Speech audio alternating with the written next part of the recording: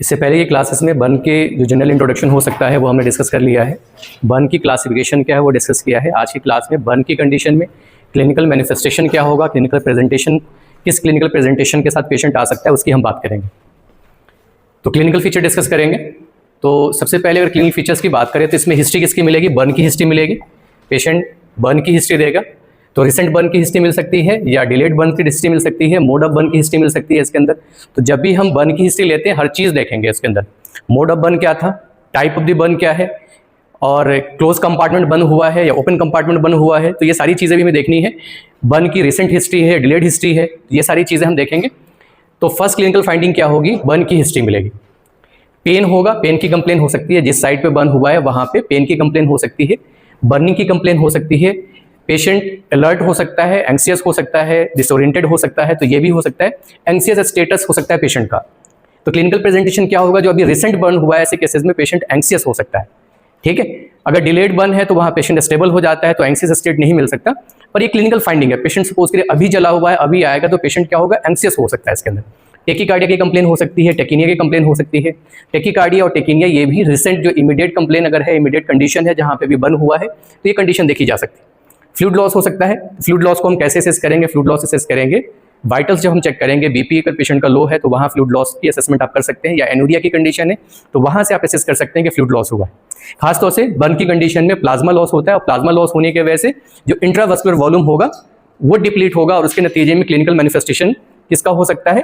लो volaemic pulse हो सकता है वहाँ, या लो बीपी की कंडीशन डेवलप हो सकती है। तो फ्लूइड लॉस की कंडीशन नहीं, फ्लूइड लॉस के नतीजे में जो क्लिनिकल मैनिफेस्टेशन होगा वो ये हो सकता है कि कोल्ड एंड क्लेमी स्किन हो सकती है, ठीक है। इसके अलावा लो वॉल्यूमिक पल्स हो सकता है, और इसके अलावा ब्लड प्रेशर क्या होगा? जब एस्टिमेशन ब्लड प्रेशर एस्टिमेशन करेंगे वो लो ब्लड प्रेशर होगा। सीवियर डिग्री की कंडीशन में फीचर्स किसका मिलेगा? शॉक से रिलेटेड। तो जहां severe type of the burn है, severe type of the burn already हमने डिस्कस कर लिया, परसेंटेज ऑफ बर्न ज्यादा होगा उसके अंदर, सीवियरिटी ऑफ बर्न या आप इंटेंसिटी ऑफ बर्न देखें तो वो ज्यादा होगा। तो ऐसी कंडीशन सीवियर बर्न की कंडीशन में जहां परसेंटेज ऑफ बर्न हमने डिस्कस किया 25% से ज्यादा अगर है, 25% से ज्यादा अगर बर्न होगा तो वो सीवियर बर्न के अंदर काउंट होगा। ऐसे ही डिग्री वाइज हमने डिस्कस किया था कि सीवियरिटी ऑफ बर्न हम किसको काउंट करेंगे। तो सीवियर बर्न की कंडीशन में यहाँ शॉक की कंडीशन डेवलप हो सकती है। तो शॉक की कंडीशन जहाँ एक्सपेक्टेड है वहाँ हम इंटरवेंशन भी देते हैं। इंटरवेंशन हम क्या करेंगे? उसका रेसिस्टेशन करते हैं, अर्ली रिसिस्टेशन करते हैं, और अर्ली रिसिस्टेशन में फ्लूइड रिसिस्टेशन भी आता है। तो शॉक की कंडीशंस को ओवरकम करने के लिए पहले हम क्या करते हैं? फ्लूइड रिसिस्टेशन करते हैं। तो फ्लूइड रिसिस्टेशन बेसिकली कब करेंगे? जब शॉक का फीचर प्रेजेंट है। जब पेशेंट नॉर्मल है वहां आपको रिसिस्टेशन करने की जरूरत नहीं है। तो सीवियरिटी ऑफ शॉक आपने देख लिया, सीवियरिटी ऑफ द शॉक क्या है, intensity of the severity of burn आपने देख लिया, उससे आपको पता चल गया कि शॉक की कंडीशन डेवलप भी हो सकती है, उस टाइम पेशेंट शॉक के अंदर आ सकता है, या ये इंडेंजर्ड हो सकता है अगर पेशेंट शॉक में कन्वर्ट हो जाए, या पेशेंट में शॉक की कंडीशन डेवलप हो सकती है। तो ऐसी कंडीशन में फ्लूइड रिसिस्टेशन हम करते हैं।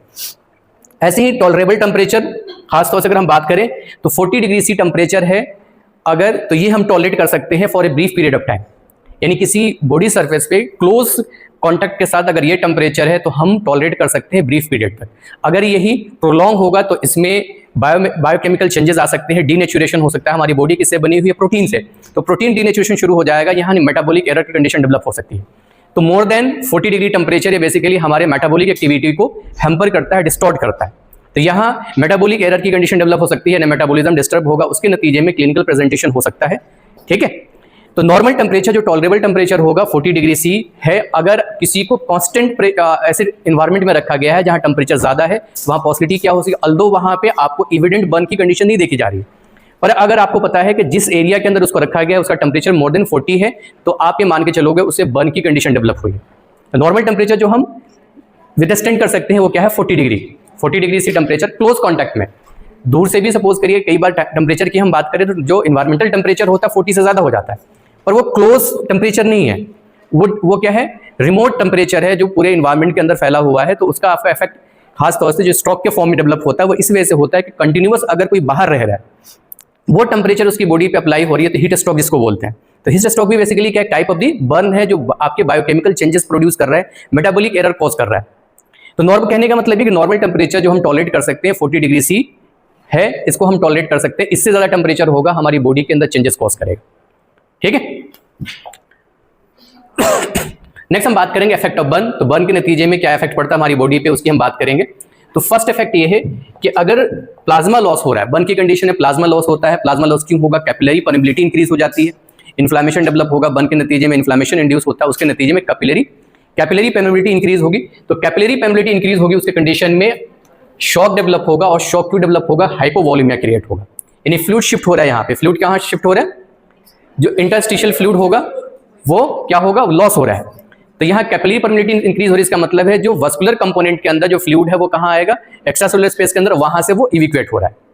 तो हाइपोवॉल्यूमिया क्रिएट होगा, हाइपोवॉल्यूमिया के नतीजे में शॉक डेवलप होगा। अर्ली स्टेज में हमारी बॉडी कोशिश करती है कंपनसेट करने की, अगर कंपनसेटरी मैकेनिज्म उस कंडीशंस को ओवरकम करने में कामयाब नहीं होता, इसी कंडीशन में क्लिनिकल मैनिफेस्टेशन किसका होगा, शॉक का। तो शॉक डेवलप हो सकता है, रीनल फेलियर की कंडीशन डेवलप हो सकती है, एनुरिया यानी शॉक की कंडीशन है, आपने टाइमली मैनेज नहीं किया, हाइपोवॉल्यूमिया परसिस्ट करेगा, तो ऐसी कंडीशन में हाइपोपरफ्यूजन डेवलप होगा, और हाइपोपरफ्यूजन डिफरेंट लेवल पे डेवलप हो सकता है, और ये हाइपोपरफ्यूजन रिजल्ट करेगा फेल्योर में। तो रीनल फेल्योर की कंडीशन में खासतौर से डिहाइड्रेशन आप कह सकते हो, या आप ये कह सकते हो रीनल फेल्योर की कंडीशन में शॉक बर्न की कंडीशन में रीनल फेल्योर इस पर डेवलप होता है, एनुरिया की कंडीशन डेवलप होती है, एनुरिया की कंडीशन डेवलप होगी। और एनुरिया भी क्यों डेवलप होगा, एनुरिया इस पर डेवलप होगा कि वहाँ डिहाइड्रेशन है, डिहाइड्रेशन की कंडीशन में क्या होगा, टिश्यू परफ्यूजन हेम्पर्ड होगा, टिश्यू परफ्यूजन हेम्पर्ड होगा, ऐसी कंडीशन में मल्टीपल डिरेंजमेंट हो सकते हैं जिसमें रीनल फेल्योर की। पल्मोनरी एडिमा डेवलप हो सकता है, पल्मोनरी एडिमा कब डेवलप होगा, जब रेस्पिरेटरी ट्रैक की इन्वॉल्वमेंट हो रही है, यानी बर्न ऐसे क्लोज कंपार्टमेंट में है, यानी एक रूम के अंदर है जिसके डोर क्लोज थे, वहां आग लगी और पेशेंट वहां प्रेजेंट है, तो ऐसी कंडीशन में जो गैस प्रोड्यूस होगा, कार्बन मोनोऑक्साइड खासतौर से, या कार्बन डाइऑक्साइड है, कार्बन मोनोऑक्साइड जो प्रोड्यूस होगा वो पेशेंट उसको इनहेल कर रहा है। तो अगर कोई रेस्पिरेटरी ट्रैक की इन्वॉल्वमेंट हो रही है, यानी बर्न जो फ्लेम से है जो रेस्पिरेटरी ट्रैक को इन्वॉल्व कर रही है, या कोई ऐसे गैसेस से बर्न हो रहा है जो इन्फ्लेमेबल गैस है, तो ऐसी कंडीशन में रेस्पिरेटरी ट्रैक की इन्वॉल्वमेंट हो सकती है और वहां एडिमा डेवलप होगा। तो हॉट फ्यूम्स के वजह से, सपोज क्लोज कंपार्टमेंट में क्या होता है, आग तो लगी है, साथ साथ में जो वहां पे गैसेस बन रहे हैं वो निकल नहीं रहा है, तो फाइनली पेशेंट इनहेल करेगा और ये गैसेस हॉट फ्यूम्स में कन्वर्ट हो जाते हैं, और हॉट फ्यूम्स अगर कोई इंडिविजुअल इसको इनहेल कर रहा है तो वो एडिमा कॉज करेगा।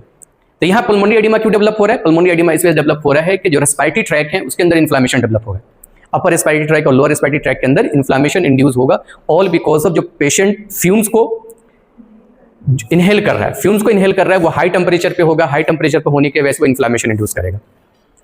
रेस्पिरेटरी इन्फेक्शन हो सकता है, तो रेस्पिरेटरी इन्फेक्शन क्यों होगा, इन्फ्लेमेशन होगा, इन्फ्लेमेशन के नतीजे में एडिमा डेवलप होगा, एडिमा इन्फेक्शन को इन्वाइट करेगा। तो पोस्ट बर्न पॉसिबिलिटी किसकी हो सकती है, रेस्पिरेटरी इन्फेक्शन जिसमें निमोनिया कॉमन है, ऐसे ही कई बार इनहेलेशनल निमोनिया डेवलप हो जाता है, तो निमोनिया कॉमन है ऐसी कंडीशन में। एडल्ट रेस्पिरेटरी डिस्ट्रेस की कंडीशन डेवलप हो सकती है जिसको बोलते हैं ARDS, रेस्पिरेटरी फेलियर भी हो सकता है अगर इन्फ्लेमेशन बहुत ज्यादा है, तो ऐसी कंडीशन में जो गैसेस एक्सचेंज होगा वो हैम्पर होगा, एडिमा बहुत ज्यादा है तो गैसेस एक्सचेंज हैम्पर होगा, ऐसी कंडीशन में रेस्पिरेटरी फेलियर की कंडीशन डेवलप हो सकती है। अब इन्फेक्शन किस किस ऑर्गेनिज्म से हो सकता है, तो पोस्ट बर्न रेस्पिरेटरी ट्रैक के अंदर इन्फेक्शन या बाकी साइट्स पे इन्फेक्शन किस किस से हो सकता है, इसमें इन्फेक्शन हो सकता है स्टेफाइलोकोकस ऑरियस ऑर्गेनिज्म की वजह से, बीटा हेमोलेप्टिकस स्ट्रेप्टोकोकस की वजह से हो सकता है, सूडोमोनाज इन्फेक्ट कर सकता है, क्लेबिशिएला, ये लीड कर सकता है बैक्टीरियमिया और सेप्टिसीमिया।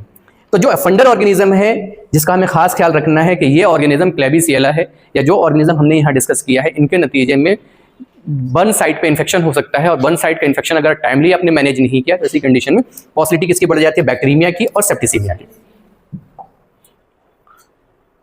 इफेक्ट ऑफ बर्न की आगे भी हम बात करेंगे, यहाँ फंगल और वायरल इन्फेक्शन हो सकता है, ठीक है। इसके अलावा GIT पे क्या इफेक्ट पड़ेगा, GIT पे इफेक्ट की हम बात करें तो हाइपोवॉल्यूमिया क्रिएट होगा, ये भी मैकेनिज्म सेम वही है कि यहाँ ब्लड लॉस प्लाज्मा लॉस हो रहा है जिसकी वजह से हाइपोवॉल्यूमिया क्रिएट होगा। इस्कीमिया डेवलप हो सकता है म्यूकोजा के अंदर, तो इसे हमने डिस्कस किया था कि कौन सा अल्सर डेवलप होता है, कर्लिंग अल्सर डेवलप हो सकता है, इस्कीमिया हो सकता है, इसके अलावा कर्लिंग अल्सर डेवलप हो सकता है, erosive type of the gastritis की कंडीशन डेवलप हो सकती है जो फाइनली कन्वर्ट हो सकता है किसके अंदर, कर्लिंग अल्सर के अंदर। तो अब कर्लिंग अल्सर कब डेवलप होगा, अगर मोर देन 35% बर्न है, मोर देन 35% बर्न है, तो ऐसी कंडीशन में पॉसिबिलिटी किसकी बढ़ जाती है, कर्लिंग अल्सर की। तो ये स्ट्रेस फैक्टर है, बेसिकली स्ट्रेस के नतीजे में शॉक की कंडीशन में पेशेंट डेवलप हो रहा है, बर्न की कंडीशन में अल्सर इस वजह से फॉर्म होता है कि यह स्ट्रेस का फैक्टर भी होता है, साथ साथ में एसिड सिक्रीशन बढ़ जाता है, ठीक है। तो कर्लिंग अल्सर डेवलप होगा जब बर्न की कंडीशन या बर्न का परसेंटेज क्या है, मोर देन 35% है। फ्लूइड एंड इलेक्ट्रोलाइट लॉस हो सकता है, इलेक्ट्रोलाइट इम्बैलेंस हो सकता है, post burn immuno suppression develop होता है, उसके नतीजे मल्टीपल अपॉर्चुनिस्टिक इन्फेक्शन डेवलप हो सकता है। अपॉर्चुनिस्टिक इन्फेक्शन उन इन्फेक्शन को बोलते हैं जो जहां आपकी इम्यूनिटी लो हो रही है उसके नतीजे में वो इन्फेक्शन होता है, इस तरह के इन्फेक्शन को बोलते हैं अपॉर्चुनिस्टिक इन्फेक्शन। इसमें ट्यूबरकुलोसिस का जो इन्फेक्शन है वो कॉमन इन्फेक्शन है जो खास तौर से आपकी इम्यूनिटी को लो होने की कंडीशन में डेवलप होता है, तो अपॉर्चुनिस्टिक इन्फेक्शन डेवलप हो सकता है। ऐसे ही इशार फॉर्मेशन हो सकता है, इशार फॉर्मेशन हमने डिस्कस किया था क्या होगा, इशार फॉर्मेशन अगर 3rd डिग्री बर्न है और आपके किसी होल सर्कमफ्रेंस को, किसी एक पार्ट के होल सर्कमफ्रेंस को इन्वॉल्व कर रहा है, तो वहां फाइब्रस बैंड बन जाता है। यही फाइब्रस बैंड बेसिकली कहलाता है इशार फॉर्मेशन। तो इशार फॉर्मेशन खास तौर से अगर चेस्ट एरिया के अंदर डेवलप हुआ है तो एक तो रेस्पिरेटरी डिस्ट्रेस का कॉज हो सकता है, साथ साथ में अगर चेस्ट एरिया के अंदर फॉर्म हुआ है तो सर्कुलेटरी फेल्योर के भी कॉज हो सकता है, यानी इसके नतीजे में सर्कुलेटरी फेल्योर भी डेवलप हो सकता है, डिफेक्टिव सर्कुलेशन हो सकता है, इस्कीमिया रिजल्ट कर सकता है सर्कमफ्रेंशियल। ठीक है, तो सर्कुलेटरी फेल्योर के नतीजे में इस्कीमिया डेवलप हो सकता है। तो दोनों ही मैकेनिज्म है इशार फॉर्मेशन के नतीजे में, एक तो रेस्पिरेटरी डिस्ट्रेस की कंडीशन डेवलप हो सकती है, ऐसे ही चेस्ट एरिया के अंदर है अगर कंटिन्यूअस एक फाइब्रस बैंड बना हुआ है तो कार्डिक एक्सपेंशन भी नहीं होगा। कार्डिक एक्सपेंशन भी नहीं हुआ तो उसके नतीजे में क्या होगा, कार्डिक फीलिंग नहीं होगी, कार्डिक फीलिंग नहीं होगी तो कार्डिक आउटपुट डिक्रीज होगा, कार्डिक आउटपुट डिक्रीज होगा तो वो रिजल्ट करेगा इस्कीमिया में। ठीक है, इफेक्ट ऑफ बर्न की और भी बात करेंगे तो इलेक्ट्रिकल इंजरीज, खास तौर से अगर हम बात करें तो इलेक्ट्रिकल इंजरीज के नतीजे में फ्रैक्चर डेवलप हो सकता है। अब फ्रैक्चर क्यों होता है उसके पीछे रीजन है कि इलेक्ट्रिकल इंजरी के नतीजे में या इलेक्ट्रोक्यूशन के नतीजे में जो बर्न होता है वो मसल्स के अंदर ट्विचिंग कॉज करता है, मसल कॉन्ट्रैक्शन के लिए रिस्पॉन्सिबल होगा। तो फोर्सफुल मसल कॉन्ट्रैक्शन होगा खास तौर से उस एरिया के अंदर जिस किसी बोन के साथ स्ट्रॉन्ग मसल अटैच्ड है, तो अगर इलेक्ट्रिकल करंट वहां से पास होगा तो मसल के अंदर क्या होगा, कॉन्ट्रैक्शन होता है। उस स्ट्रॉन्ग कॉन्ट्रैक्शन की वजह से अगर मसल बहुत ज्यादा स्ट्रॉन्ग है तो फ्रैक्चर हो जाएगा। ठीक है, तो फ्रैक्चर क्यों डेवलप होता है, फ्रैक्चर के पीछे ये है कि इलेक्ट्रिकल करंट जहां से पास होगा वो मसल्स के अंदर ट्विचिंग कॉज करता है, कॉन्ट्रैक्शन कॉज करता है, अगर स्ट्रॉन्ग मसल उससे अटैच है तो उसके नतीजे में क्या होगा, फ्रैक्चर हो जाएगा। ठीक है, इसके अलावा मेजर इंटरनल ऑर्गन की इंजरी हो सकती है, कन्वर्जन हो सकता है, यानी जो आपकी ब्रेन की कोऑर्डिनेशन है वो क्या होगी, इलेक्ट्रिकल करंट की अप्लाई होने की वजह से वो कोऑर्डिनेशन क्या होगा, खत्म हो जाएगा।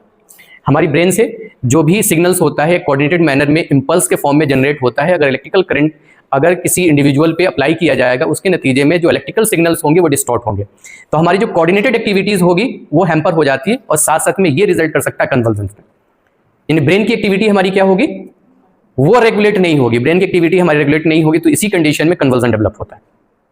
ठीक है, ऐसे ही डेवलपमेंट ऑफ कॉन्ट्रैक्चर हो सकता है, डेवलपमेंट ऑफ कॉन्ट्रैक्चर होगा तो इसके नतीजे में एक्ट्रोपियन हो सकता है, यानी जिस मसल्स के अंदर कॉन्ट्रैक्शन होगा contracture develop. Contracture is basically वो कंडीशन है जिसमें परमानेंट एक कह सकते हैं कॉन्ट्रैक्टेड स्टेट में मसल चला जाता है, एक फाइब्रस बैंड बन जाता है। तो फाइब्रस बैंड जहां बनेगा और खासतौर से प्रोटीन डीनेचुरेशन के नतीजे में डेवलप होगा, यानी जहां बर्न होता है वहां फाइब्रस बैंड बनता है। फाइब्रस बैंड इस वजह से बनता है कि पहले इन्फ्लामेशन हुआ, इन्फ्लामेशन के बाद वहां एबनॉर्मल फाइब्रोसिस होती है।